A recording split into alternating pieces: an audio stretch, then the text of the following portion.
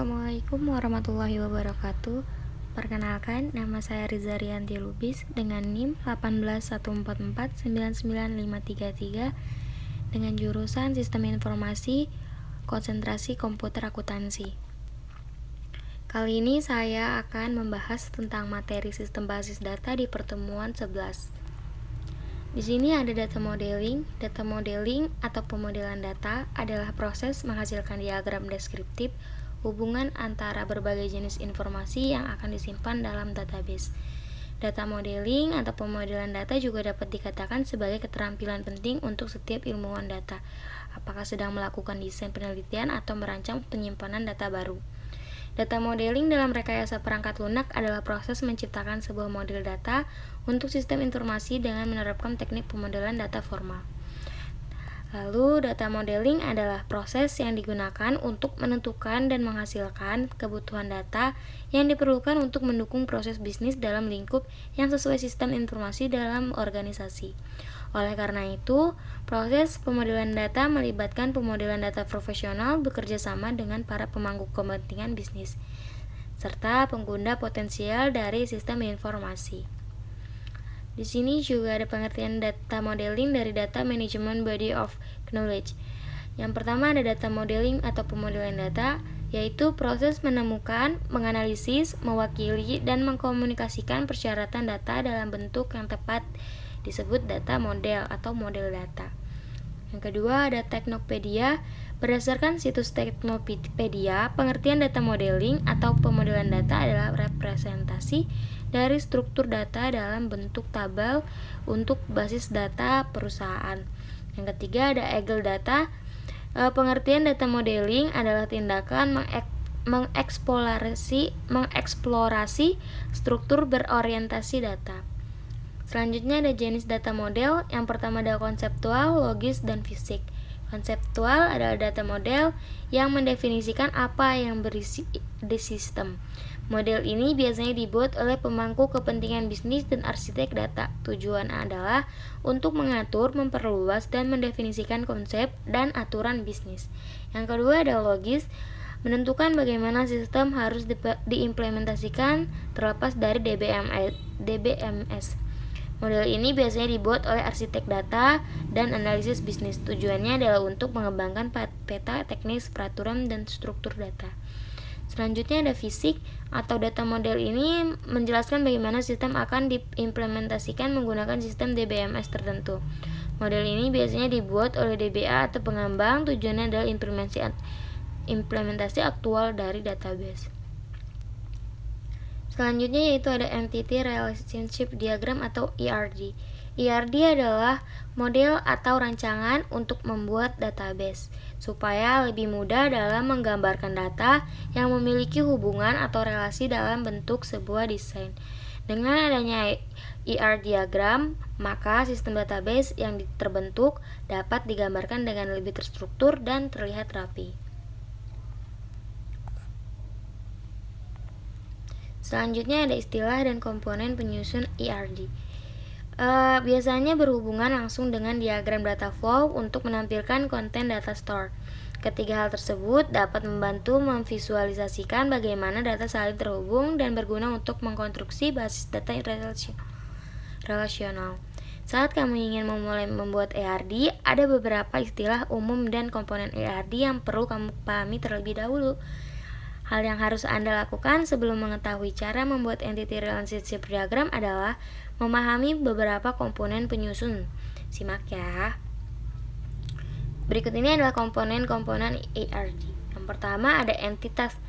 Entitas adalah kumpulan objek yang dapat diidentifikasikan secara unik atau saling berbeda. Biasanya simbol dari entitas adalah persegi panjang. Selain itu, ada juga entitas lemah yang dilambangkan dengan gambar persegi panjang di dalam persegi panjang yang lebih besar. Disebut entitas lemah karena harus berhubungan langsung dengan entitas lain sebab tidak dapat teridentifikasi secara unik. Yang selanjutnya ada atribut. Komponen kedua dari ERD adalah atribut. Setiap entitas pasti mempunyai elemen yang disebut atribut yang berfungsi untuk mendeskripsikan karakteristik dari entitas tersebut. Atribut kunci merupakan hal pembeda atribut dengan entitas. Gambar atribut diwakili oleh simbol elif dan berbagi menjadi beberapa jenis, yaitu ada atribut primary key, atribut multivalue, dan atribut composite. Dan ada juga atribut derivatif. Di sini ada atribut kunci atau atribut key. Atribut yang digunakan untuk menentukan entitas secara unik. Contohnya NPWP, NIM, Merinduk Mahasiswa. Dan yang selanjutnya ada atribut simple atau atribut bernilai tunggal yang tidak dapat dipecah lagi.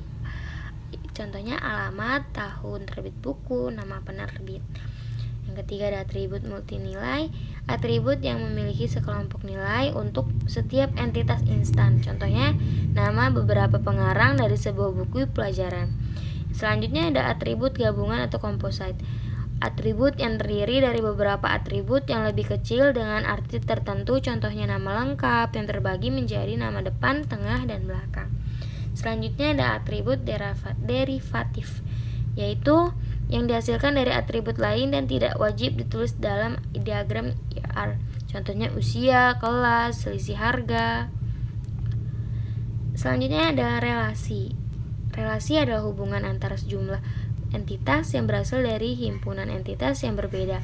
Gambar relasi diwakilkan oleh simbol belah ketupat. Relasi juga terbagi menjadi beberapa jenis.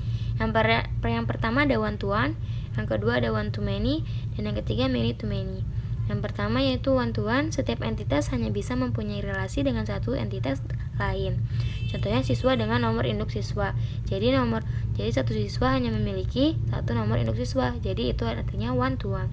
Sedangkan one to many ada hubungan antara satu entitas dengan beberapa entitas dan sebaliknya. Contohnya guru dengan murid dan sebaliknya.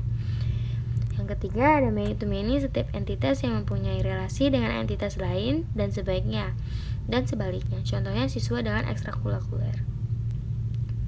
Selanjutnya itu ada garis. Garis adalah garis yang menghubungkan antar atribut untuk menunjukkan hubungan entitas pada diagram IR. Dan sebaliknya, bila Anda membuat IRD, panahnya itu harus ada garisnya itu seperti panah agar lebih memahami apa yang Anda buat. Seperti itu. Selanjutnya ada cara membuat IRD. Langkah pertama adalah membuat IRD, mengidentifikasi semua entitas yang akan kamu gunakan. Tulislah dalam sebuah persegi panjang dengan deskripsi singkat tentang informasi apa saja yang akan disimpan. Lalu gambar sebuah persegi panjang untuk setiap entitas yang diterapkan olehmu. Jangan lupa berikan space di sekitar kotak untuk informasi lainnya nanti. Selanjutnya, identifikasi dan deskripsikan relasi entitas. Cari dua entitas yang sekiranya mempunyai hubungan. Jika sudah ditemukan, buatlah garis yang menghubungkan keduanya. Selanjutnya, bagaimana kedua entitas tersebut berhubungan? Kamu bisa membuat simbol diamond untuk mendeskripsikan hubungan kedua entitas tersebut. Tambahkan atribut. Jangan lupa tambahkan atribut kunci untuk setiap entitas dengan menggunakan simbol oval. Yang selanjutnya yaitu penuhi diagram. Setelah kamu sudah membuat beberapa contoh entitas yang terhubungkan oleh garis dan membuat diamond di antaranya keduanya entitas tersebut, berarti semua hubungan telah mempunyai deskripsi masing-masing. Mungkin tidak setiap entitas mempunyai hubungan atau beberapa di antaranya malah memiliki relasi yang banyak. Tapi itu tidak masalah, tetaplah melanjutkan IRD-mu. Setelah diagramnya sudah penuh, pastikan kembali hal-hal yang tadinya kamu ragukan, apakah entitas tersebut dan atribut yang belum mempunyai hubungan memang perlu ditulis. Jika tidak, kamu bisa menghapus atau mengubah nama entitas tersebut. Berikut ini ada beberapa tips agar IRD-mu efektif dan mudah dipahami. Yang pertama, pastikan nama entitas hanya muncul sekali dalam setiap diagram. Kedua, nama setiap entitas, relasi, dan atribut pada program. Jadi namanya harus jelas. Yang ketiga, uji kembali dengan teliti relasi antar entitas. Apakah mereka dibutuhkan atau adakah hubungan-hubungan yang terlewatkan. Buanglah relasi yang berulang, jadi nggak boleh ada relasi yang berulang-ulang. Yang selanjutnya ada gunakan warna terang yang berbeda untuk menandai porsi penting IRD-mu. Sini ada contoh IRD dari perancangan sistem pemesanan obat untuk data pegawai berhubungan langsung dengan data pelanggan, yang mana file entitas dari tabel pegawai yaitu ID pegawai, nama pegawai, umur pegawai, jika pegawai, dan gaji serta jabatan. Cukup sekian presentasi saya kali ini, kurang lebihnya mohon maaf. Wabillahi taufiq wal hidayah. Wassalamualaikum warahmatullahi wabarakatuh.